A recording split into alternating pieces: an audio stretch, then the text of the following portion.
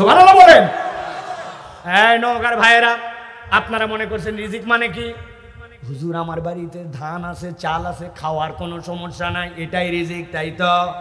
আল্লাহ আপনার খাওয়ার সমস্যা নাই, কিন্তু আল্লাহ আপনার এমন একটা বখাটে সন্তান দিয়েছে যেটা হওয়ার পরে 2 মণ মিষ্টি খাওয়াইছিলেন এলাকায়, কিন্তু এখন ওই সন্তান দেখে বলেন আল্লাহ ওইটা যদি না হইতো অথবা যদি মরে যাইতো অ্যাক্সিডেন্ট করে আমার ভালো হতো।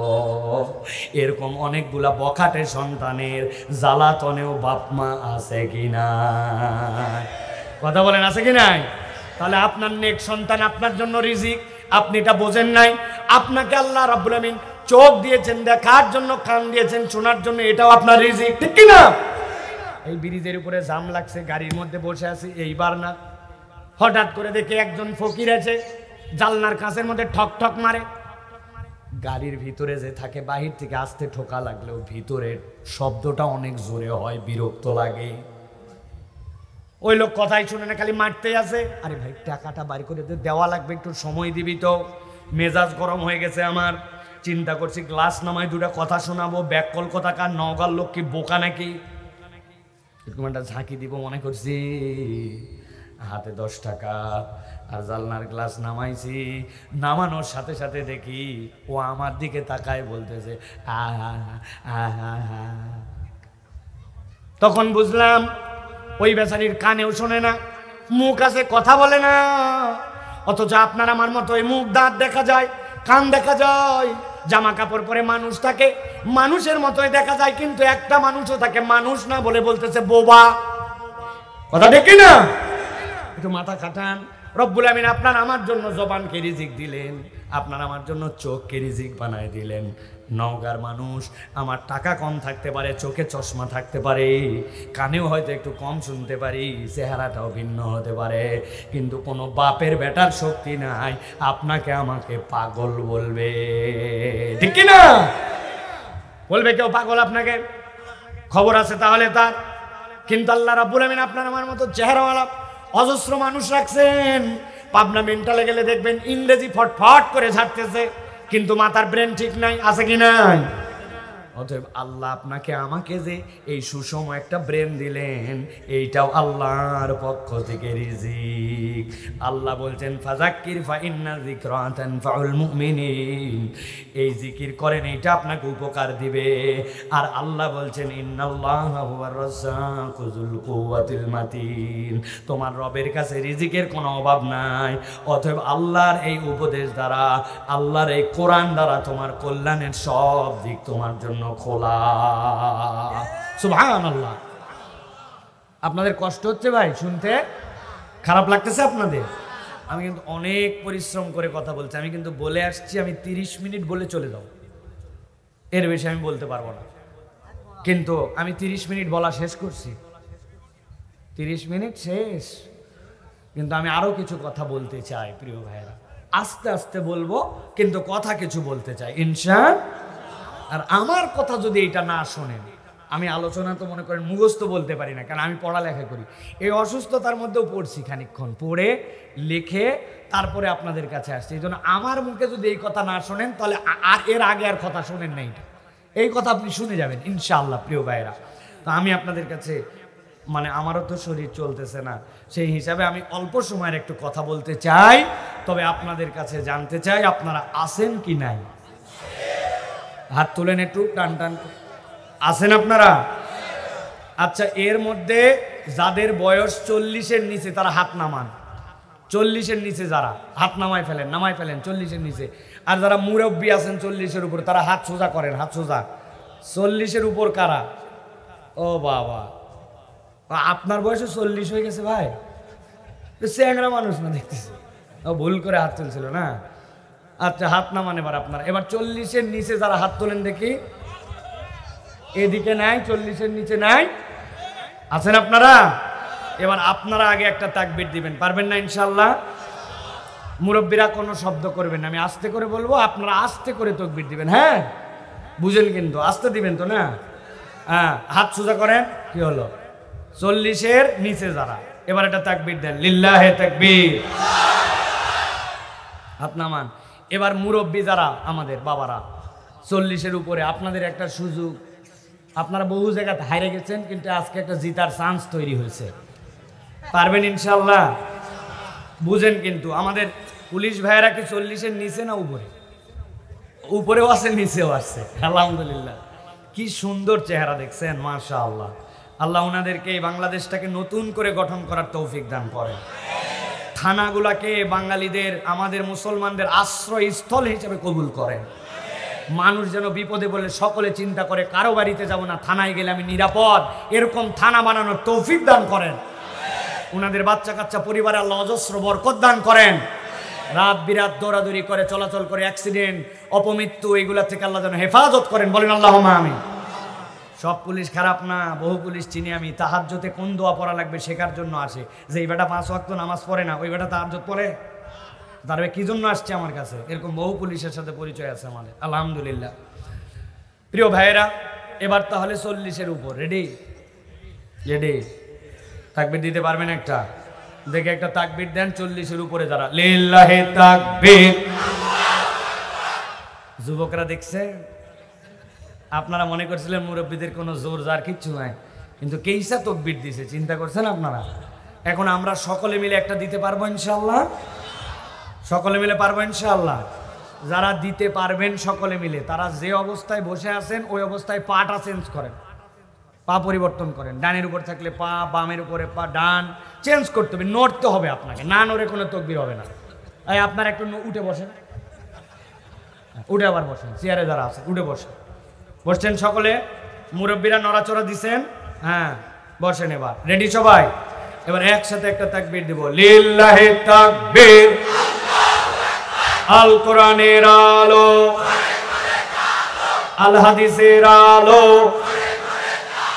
তোমার নেতা আমার নেতা, তোমার নেতা আমার নেতা, আলেম ওলামা যেখানে, লিল্লাহি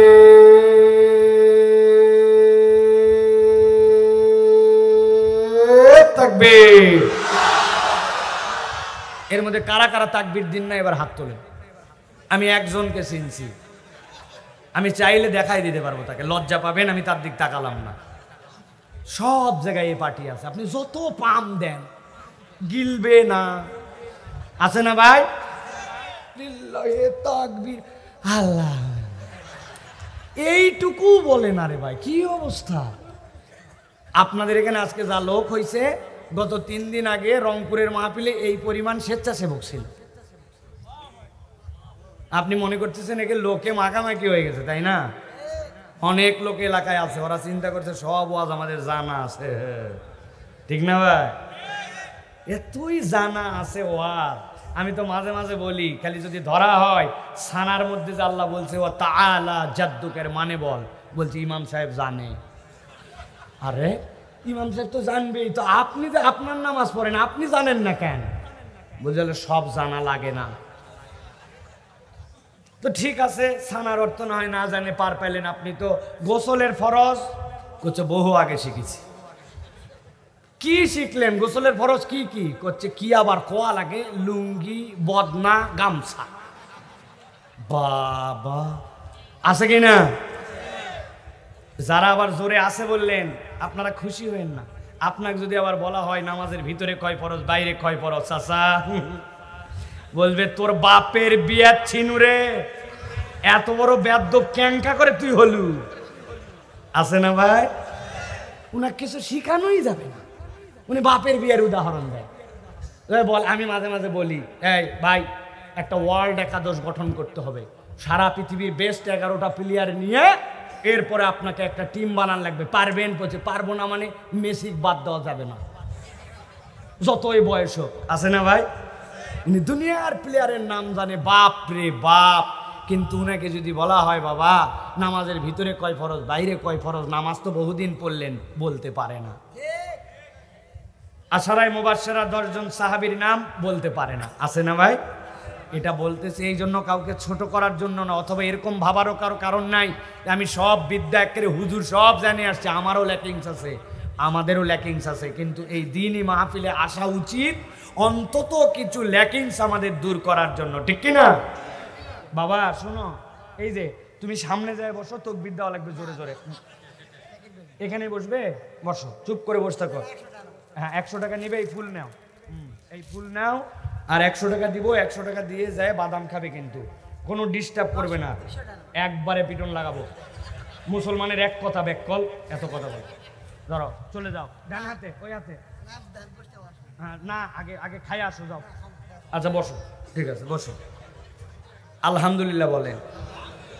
এই জায়গায় আমিও বসতে পারতাম, এমন কোনো যোগ্যতা আমার নাই যে আল্লাহর কাছে এমন কোন আমল করছে এই জায়গায় আল্লাহ আমাকে না বসায় এখানে বসাইছে। অতএব আল্লাহর কৃতজ্ঞ হয়ে বলেন আলহামদুলিল্লাহ। হয়নি, হৃদয় থেকে বলেন, আস্তে বলেন, কিন্তু মন ভরে বলেন, আল্লাহ তুমি আমার যে হালতে রাখছো আমি সন্তুষ্ট, আলহামদুলিল্লাহ। প্রিয় ভাইরা, আমরা আজকে কোরআনুল কারীম থেকে একটু আলোচনা শুনবো। আমি 4টা আয়াতে কারিমার উপরে অল্প সময় একটু কথা বলবো। এই আয়াতে কারিমা 4টা দ্বারা আল্লাহ রাব্বুল আমিন আমাদের জীবনে অনন্য একটা বার্তা রেখেছেন। সেই বার্তা শুনে আমরা বাড়িতে যাব ইনশাআল্লাহ। দাঁড়ায়েই থাকেন, কোনো আপত্তি নাই, কিন্তু যেতে পারবেন না, ঠিক তো? বসা লোকেরা চাইলে যেতে পারবেন, দাঁড়ানো ভাইদের যাওয়ার কোনো সুযোগ নাই। আছেন তো আপনারা?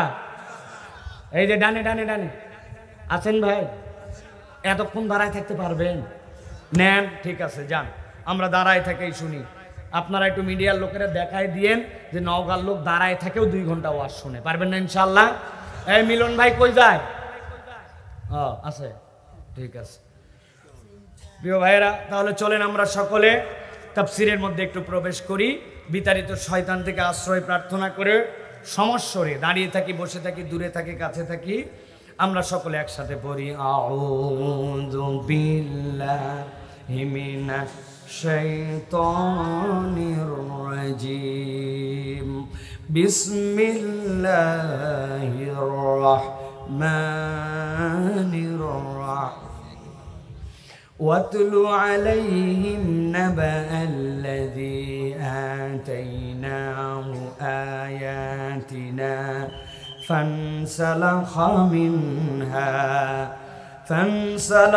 منها فأتبعه الشيطان فكان من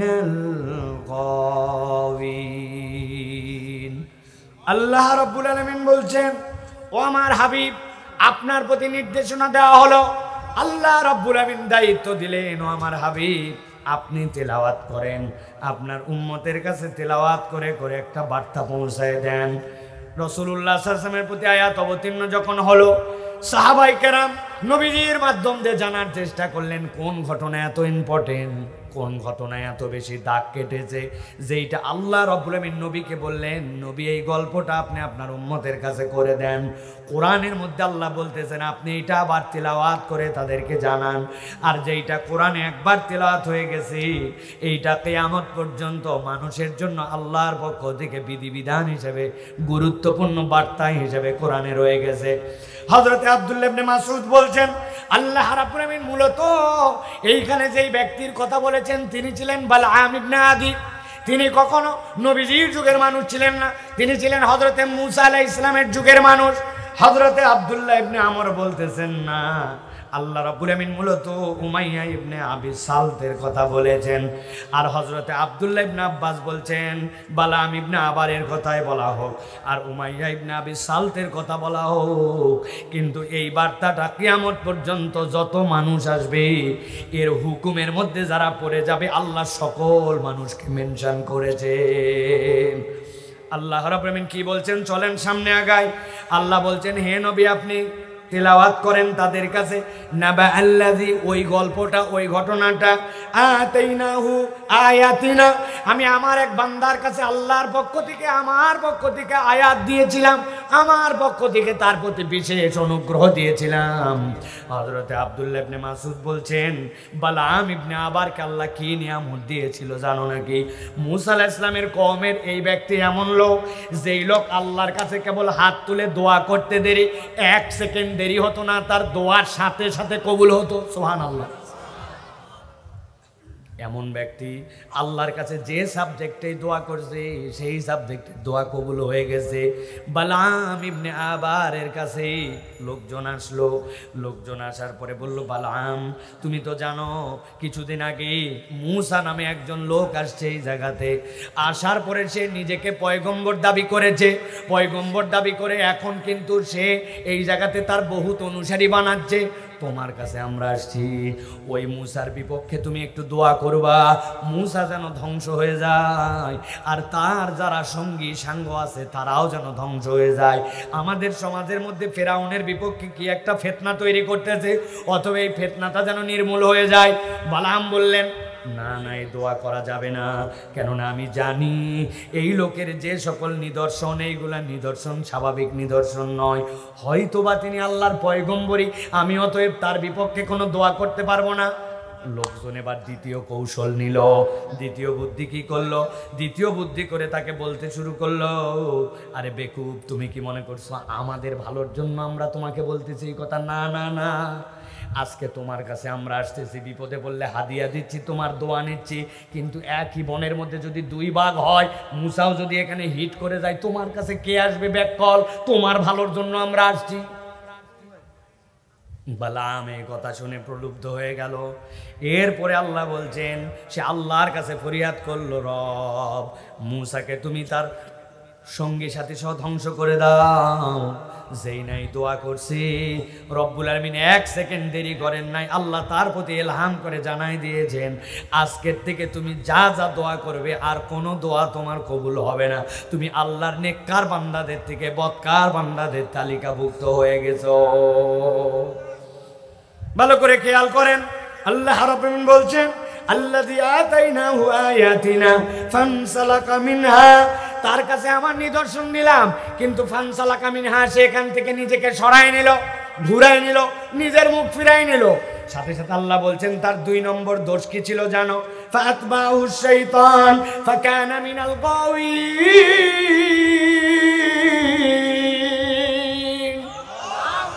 আল্লাহ বলছেন, এই বান্দা, যেই বান্দা আল্লাহর দেওয়া আয়াত থেকে নিজেকে ঘুরায় নেয়। দুনিয়ার মানুষ 2 ধরনের হয়। মানুষ মানুষকে বকা দিয়ে বলে, এই শয়তানি করিস কেন তুই, বলে কি না ভাই? তার মানে কি শয়তান একটা কাজ করে, আপনি তার অনুসরণ করলে মানুষ বলে তুই শয়তানি করিস কেন? কিন্তু আল্লাহ উল্টা কথা বললেন। আল্লাহ বললেন, যেই না আল্লাহর আয়াত থেকে সে নিজেকে সরাই নিল, ফাতবাহু শাইতান, শয়তান সুযোগ হিসাবে গ্রহণ করে নিল। ওই ব্যক্তি তখন শয়তানের অনুসারী নয়, বরং শয়তান তার অনুসরণ করা শুরু করলো। ছোট্ট একটু উদাহরণ দেয়, ভালো করে বুঝবেন। আমাদের নওগাঁর যে নদী, নদীর ধার দিয়ে বাউন্ডারি দিছে, বোল্ডার দিয়ে দিয়ে বাঁধ দিছে, দেয় নাই ভাই? উপর দিয়ে রাস্তা আছে, ওই পার দিয়ে হেঁটে যাওয়া যায়, সুন্দর করে রাস্তা আছে। একটা ছোট বাচ্চার পেশাব চাপছে, পেশাব চাপার পরে চিন্তা করছে অত নিচে যায় নদী থেকে পেশাব করবে, উপর থেকেই প্রস্রাব করে দেয়। যেই না উপরে উঠে বসে প্রস্রাব করতেছে, এখন বোল্ডারগুলো এইরকম করে ঢাল, কিন্তু বোল্ডারের কোনায় দিকে উঠে গেছে, এই জায়গায় খাজরায় গেছে, এই জায়গায় উঠে গেছে, এরকম হয় না ভাই? কোনার সাথে কোনা মিলে নাই, ধাক্কা ধুক্কা লাগে, কোনা ক্ষয়ে গেছে, আছে কিনা? এখন উপর থেকে প্রস্রাব করতেছে, প্রস্রাব গড়ায় গড়ায় যায়, কিন্তু যেতে যেতে যেই জায়গায় গর্ত আছে ওইগুলো আগে ভরে ভরে ভরে, যদি ওই জায়গা ফুল হয় তাহলে ওভারটেক করে করে নিচে যায়, ঠিক কিনা? কথা বুঝেন কিন্তু। ঠিক আবার একটা লোক ওই দিক দিয়ে হয়তো একটা বার ধরে সুন্দর করে 2 বারে করে দুধ নিয়ে যাচ্ছে। আল্লাহর কি কাম, পা উছলাই গেছে, পা পিছলাই গেছে, পিছলাই সব দুধগুলা পড়ে গেছে বাঁধের মুখে। এখন দুধ উপর থেকে নিচের দিকে গড়ায় গড়ায় যায়, কিন্তু কোনা যেগুলা ভাঙ্গা ওইগুলার মধ্যে দুধ আগে ভরবে, তারপরে নিচে যাবে, ঠিক কিনা?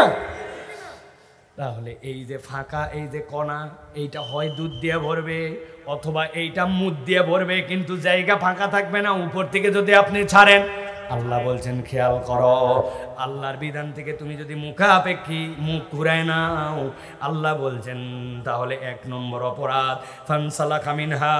তাই আল্লাহর বিধান থেকে নিজের মুখকে ঘুরায় নিয়েছে, আল্লাহর আয়াত ছিল স্পষ্ট, সেখান থেকে নিজেকে ফিরায় নিয়েছে। আর 2 নম্বরে কি তার? 2 নম্বর হচ্ছে ফাতবাহু শাইতান। আমার দিকে খেয়াল করেন, ফাতবাহু শাইতান, সে শয়তানের অনুগামী হয়ে গেছে। আল্লাহ রাব্বুল আলামিন বলছেন ফাকানা মিনাল গাওয়িন। আর একবার যদি কারো পিছে শয়তান লেগে যায় সে অবশ্যই অবশ্যই পথভ্রষ্ট হয়ে যায়। 4টা আয়াত বলবো, একটা আয়াত শেষ, মাথার মধ্যে ঢুকায় রাখেন। এমন এক ব্যক্তি যাকে আল্লাহর নিদর্শন দেওয়া হয়েছিল কিন্তু আল্লাহর নিদর্শন থেকে মুখ ঘুরায় নিছে। আল্লাহ বলছেন 2 নম্বর অপরাধ, শয়তান তার অনুগামী হয়ে গেছে। আর শয়তান যার অনুগামী হয় দুনিয়ার বুকে তার আর পথ পাওয়ার সুযোগ নাই। আল্লাহ বলছেন নবী এবার দ্বিতীয় আয়াত আপনার উম্মতকে বলেন, ভালো করে খেয়াল করেন। আল্লাহ বলছেন ওয়ালাউ শিনা লারাফানাহু বিহা ওয়ালাকিন্নাহু আখলাদা ইলাল আরদি ওয়াত্তাবা হাওয়া। আল্লাহ বলছেন ও আমার হাবিব, ও যে দুনিয়ার লোভে পড়ে দুনিয়ার থেকে অল্প একটু পাওয়ার আশা করে আল্লাহর আয়াত থেকে মুখ ফিরালো, কিন্তু আমি আল্লাহ বলতেছি ওয়ালাউ শিনা, যদি আমি চাইতাম লারাফানাহু বিহা, সে যদি আল্লাহর আয়াতের উপর অটল অবিচল থাকতো আমি রব্বুল আমিন তার মর্যাদা বাড়ায় দিতে পারতাম। কিন্তু তার অপরাধ কি ছিল? প্রথমে ছিল 2টা, আল্লাহ বলছেন সে আরো 2টা অপরাধ করলো। কি অপরাধ? ওয়ালাকিন্নাহু আখলাদা ইলাল আরদ। আল্লাহ বলছেন সে তার মুখটাকে নিরেট দুনিয়ামুখী বানায় ফেললো। সে তার দুনিয়া দুনিয়া দুনিয়া ছাড়া তার আর কোনো চিন্তা নাই। আরবিতে আখলাদা কাকে বলে? খুলদুন কাকে বলে? খুলদ বলা হয় যেইটা আল্লাহর সৃষ্টিগতভাবেই জমিনমুখী। আল্লাহ কোরআনে বলেছেন সৃষ্টির 3টা রূপ আছে। একটা রূপ হচ্ছে মুকিব্বান আলা ওয়াজিহি, দুনিয়ার বুকে সরীসৃপ, টিকটিকি বুক দিয়ে হাঁটে, সাপ বুক দিয়ে হাঁটে, কেঁচো বুক দিয়ে হাঁটে, ঠিক কিনা? আরেকটা হচ্ছে ছাগল, গরু, কুকুর, বিড়াল, ওদের 4 পা নিচের দিকে মুখ দিয়ে রাখে কিন্তু মাঝে মাঝে 2 পা উঁচু করে, আছে না ভাই? ছাগলগুলা গাছের পাতা খায়, 2 পা উঁচু করে খায় কিনা? বান্দর মাঝে মাঝে 2 পা উঁচু করে চলাফেরা করে কিনা? আমার বাড়িতে একটা বিড়াল আছে, মাঝে মাঝে ওকে দেখে অবাক হয় আমরা, ভাব কি পা উঁচু করে 2 পা দিয়ে চলতেছে, আছে এরকম। কিন্তু বলেন তো ছাগল যতই উপর দিকে পা তুলে খাক, বিড়াল মাঝে মাঝে উপর দিকে হাঁটুক, কিন্তু ওর ধাঁটটাকে উপরে না নিচে? কথা বললেন না? আখলাদা ইলাল আর, ওরা সব সময় জমিনমুখী হয়ে থাকে। কিন্তু আল্লাহ একমাত্র সৃষ্টি মানুষ করেছেন যেই মানুষ ঊর্ধ্বমুখী, কিন্তু আল্লাহ বলছেন তাকে আল্লাহ বিপরীত 2টা খাসলত দিয়েছেন। রুকুতে যখন যায় বান্দা বলে সুবহান রব্বিয়াল আযীম, আল্লাহ দুনিয়ার যত গরু ছাগলের মতো এখন আমার রূপ, কিন্তু তখন আমি বলতেছি রব্বুল আলামিন তুমি মহান, তুমি মহান। বান্দা এরপরেও হয় নাই, সিজদায় যায়, যাওয়ার পরে যখন সরীসৃপের মতো নাক মাটির সাথে লাগানো, তখন বান্দা বলে সুবহান রব্বিয়াল আলা। আমার নাক যখন একদম মাটির সাথে লাগানো, তখন আমি ঘোষণা দিচ্ছি আমার রব সবার উপরে। আর ওই সিজদার থেকে লাফ দিয়ে উঠে সোজা যখন হয়, তখন বলে আল্লাহ আমি যতই সোজা হই না কেন, আল্লাহু আকবার, আমার রবের থেকে বড় আর কেউ হতে পারে না। আল্লাহ রাব্বুল আমিন বলছেন ওই মানুষকে আল্লাহ চাইলে উঁচু করতে পারতেন, কিন্তু 3 নম্বর রোগ কি তার? আমি কিন্তু জিজ্ঞাসা করব আপনাদের কাছে আবার। আল্লাহ বলছেন 3 নম্বর রোগ হচ্ছে তার ওয়ালাকিন্নাহু আখলাদা ইলাল আরদ, ও নিরেট দুনিয়াদার হয়ে গেছে, দুনিয়া ছাড়া কিচ্ছু বোঝে না। ব্যবসার দোকানের মাল হালাল, পণ্য হালাল, কিন্তু এমন দুনিয়াদার ওই পণ্যটাও হারাম কথা বলে বিক্রি করে, আছে না? আপনার মতো চেনা লোক বলে কেনা দামে দিলাম, এটা তো রেগুলার কথা, নওগাঁর লোকের কি বলে জীবনে দেখেনি, কিন্তু বলছে চেনা লোক, কেনা দামে বলে বলে 500 টাকা কল্লা কাটে ফেলছে, আছে কিনা? কথায় কথায় নিরেট দুনিয়া, দুনিয়া ছাড়া কিচ্ছু বোঝে না, সব টার্গেট তার দুনিয়া। দান করতেছে কেন? লোকজন বলবে দানবীর সামনে ভোটের একটা চান্স আছে, আছে না ভাই? এরকম ধান্দাবাজ আছে না? হারাম কামাই করে নিয়ে আসে আবার এই জায়গায় দেয়, এরকম বহু লোক আমরা চিনি। ভালো করে খেয়াল করেন। 3 নম্বর দোষ তাহলে ওয়ালাকিন্নাহু আখলাদা ইলাল আরদ। আল্লাহ বলছেন এরপরে তার 4 নম্বর দোষ কি? ওয়াত্তাবা হাওয়া। সবচেয়ে ভয়ঙ্কর তার দোষ হচ্ছে সে আল্লাহকে ইলাহ আর রাখে নাই, তার মন যা চায় সে সেইটাই করে। মন যতটুকু ইসলাম মানতে চায় ততটুকু ইসলাম পালন করে, আর মন যতটুকু চায় না ততটুকু ইসলাম পালন করে না। জুম্মার দিনে মন চায় নামাজ পড়ে, কিন্তু ওয়াক্তের 5 ওয়াক্ত নামাজ পড়ে না। এরকম মুসল্লি মিদ্যাপাড়ায় নাই? আছে ভাই? বুঝে বলেন কিন্তু আছে।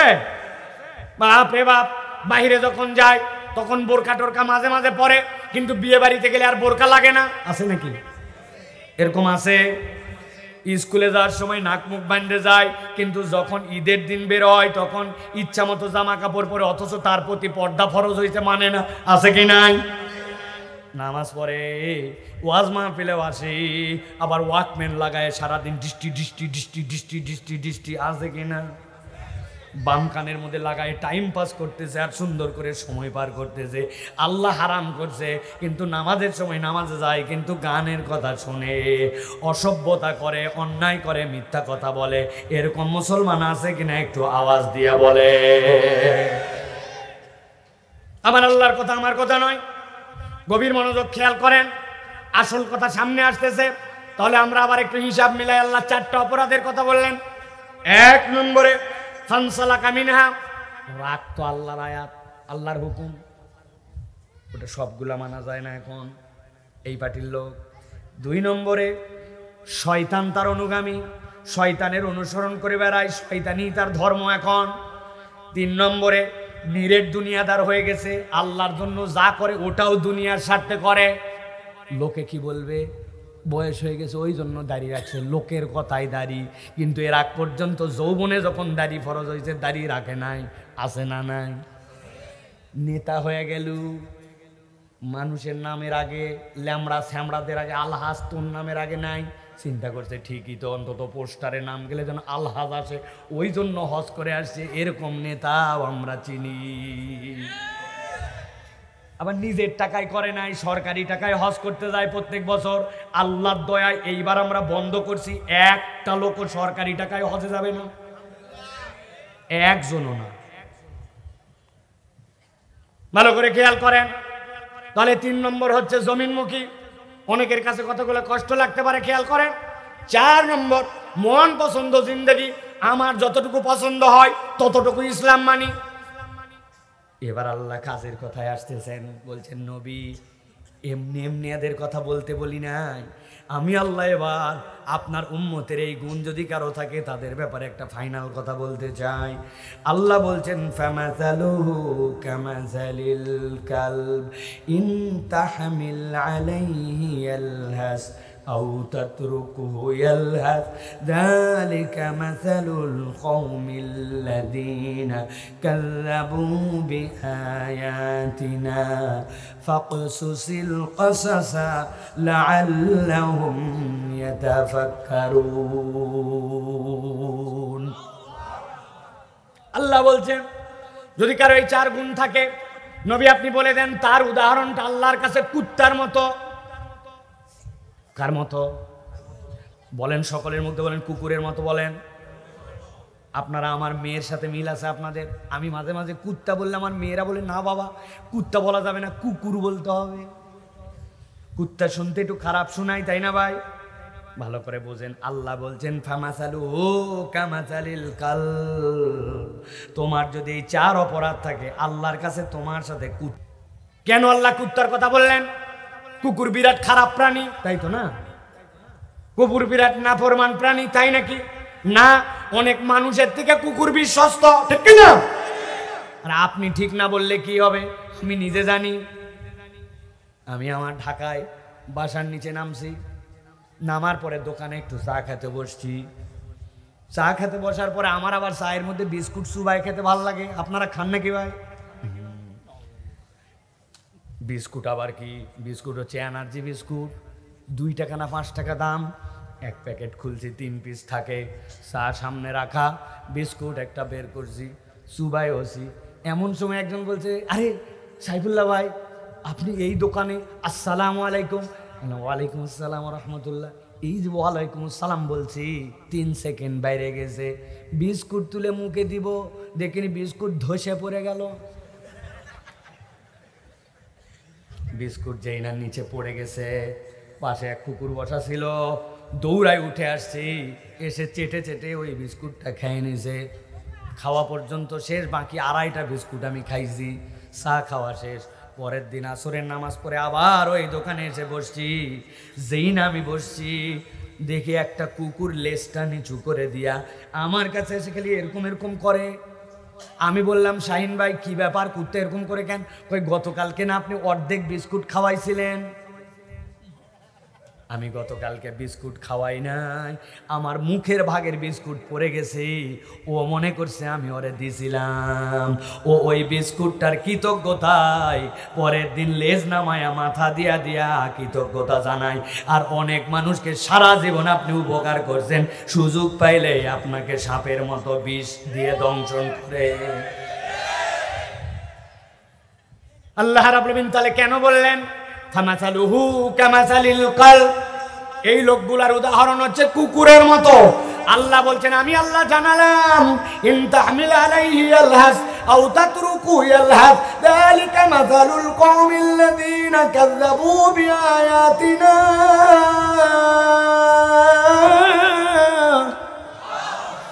আল্লাহ বলছেন, এই দুনিয়ার মানুষ, আমি আল্লাহ এমনি এমনি বলি নাই, বলার কারণ আছে।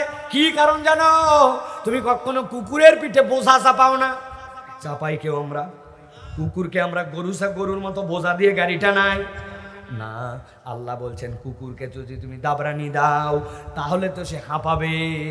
আবার কুকুরকে যদি তুমি দাবরানি না দাও, কুকুর স্বভাব চরিত্রগত ভাবে অস্থির, ঠিক কি না?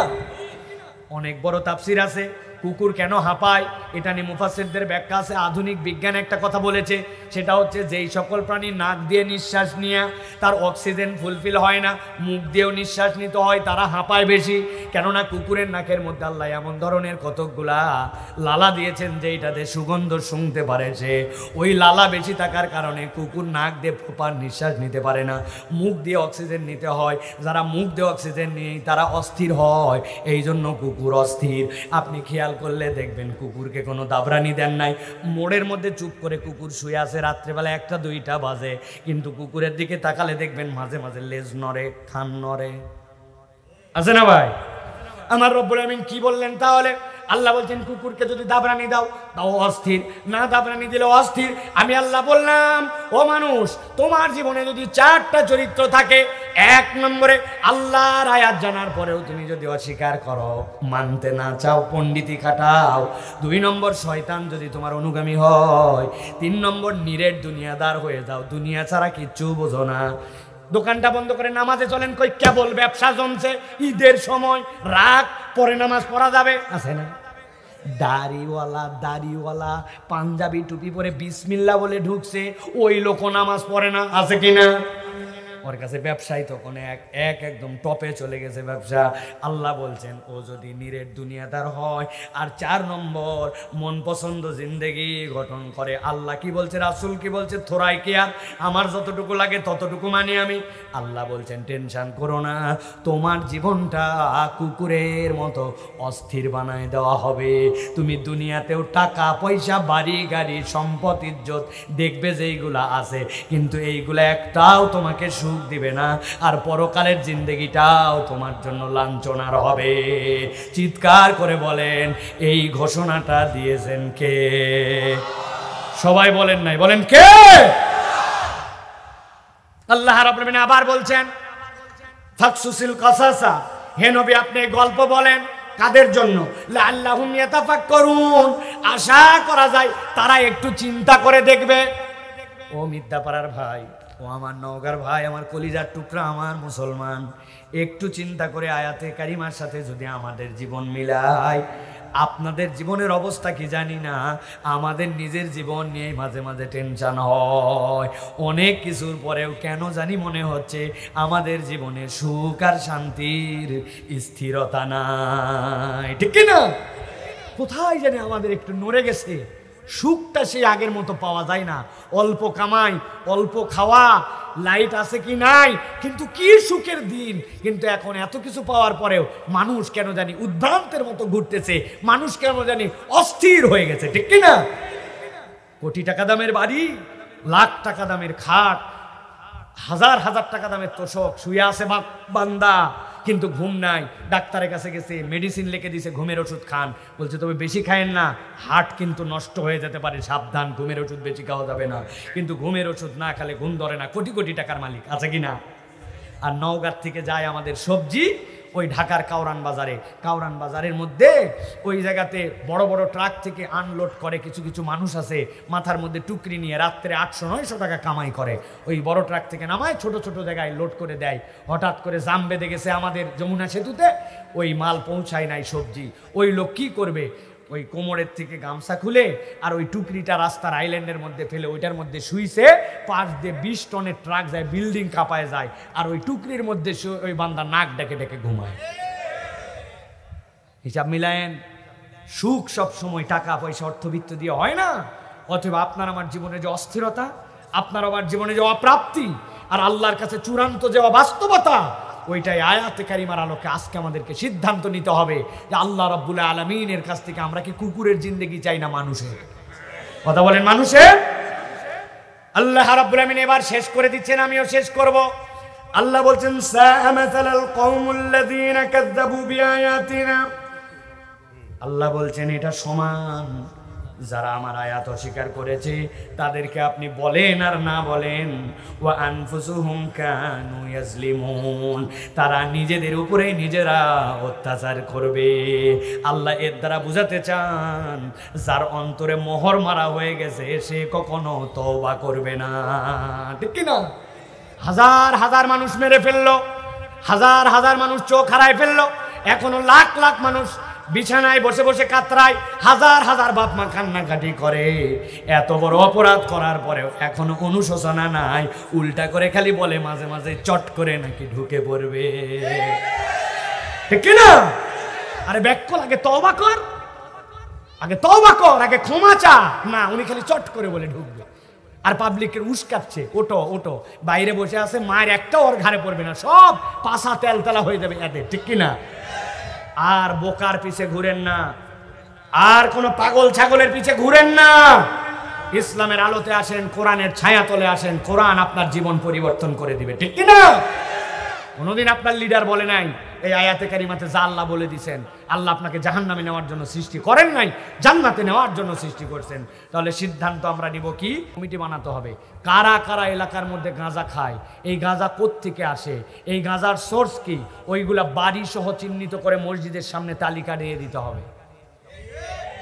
পারবেন না? ঠিক ঠিক বললে হবে না, উদ্যোগ নিতে হবে। ভয় পাওয়ার কোনো কারণ নাই, ভয় পাওয়ার দিন শেষ, এখন নতুন বাংলাদেশ। এরকম অপরাধীদেরকে ভয় পাওয়া চলবে না, থানায় ডাইরেক্ট জমা দিবেন, দিয়ে বলবেন এই যে তালিকা দিলাম, এটার বিপক্ষে ব্যবস্থা নেন। আমরা এই সকল গাঁজাখোর, নেশাখোর, ফেন্সিখোর এদেরকে নওগাঁয় দেখতে চাই না। নুনিয়াপট্টির মালিকদেরকে আর মঞ্চে উঠে আপনাদের নসিহতকারী হিসাবে আমরা দেখতে চাই না। স্পষ্ট করে দিবেন এইটা। আরেকটা তালিকা যদি করা হয় তাহলে আপনারা সবাই ঘাবড়ায় যাবেন, কিন্তু করা উচিত যে যারা পাঞ্জেখানা নামাজ পড়বে না আমরাও তাদের জানাজার নামাজ পড়ব না। কে? কথা ক্লিয়ার ভাই? তোমার নামাজ পড়ার আগে তুমি তোমার নামাজ পড়ো। তোমার নামাজ মানে কি? আমরা তোমার নামাজ পড়বো, আপনারা আমার নামাজ পড়বো। আমি সাইফুল্লাহ মারা গেছি, ঘোষণা হয়ে গেছে, আপনারা জানাজায় সুযোগ থাকলে যাবেন, যাবেন না ভাই? আমি নামাজ পড়ি না, কি দুঃখে আমার জানাজায় যাবেন? যাবে না ভাই, এটা তালিকা থাকবে ভাই, বেনামাজিদের একটা লিস্ট করা হয়েছে। এরা যদি মরে যায় আর আমাদের মহল্লার এদের জানাজাও পড়বো না, আমাদের গোরস্থানে দাফনও হবে না। কে? লাস্ট কথা বলি আজকে। পাকিস্তানে এক ওস্তাদ এক ছাত্রকে জিজ্ঞাসা করছিল, বাবা বলো তো নামাজ পড়ে না কে? ওই ছেলে উত্তর দিছে, স্যার 1 নম্বরে নামাজ পড়ে না যে মারা গেছে। কথা কি ঠিক না ভুল? মরা মানুষ নামাজ পড়ে?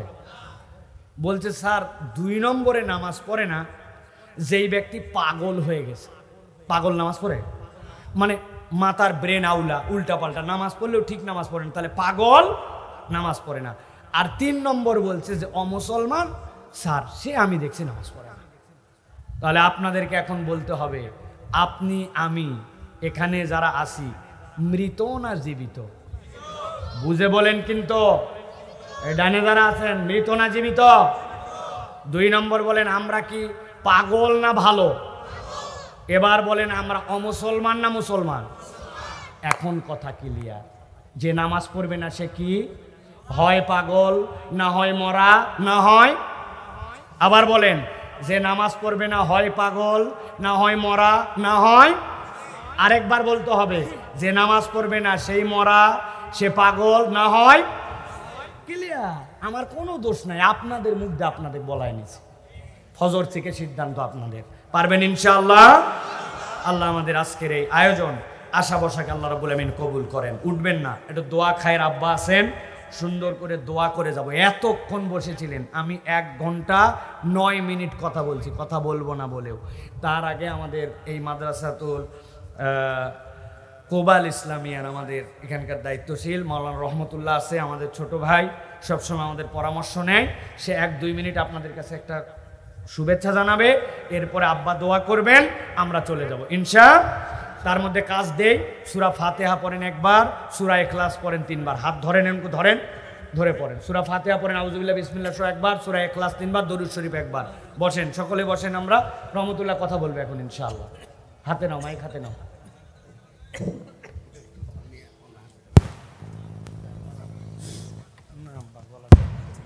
আসসালামু আলাইকুম।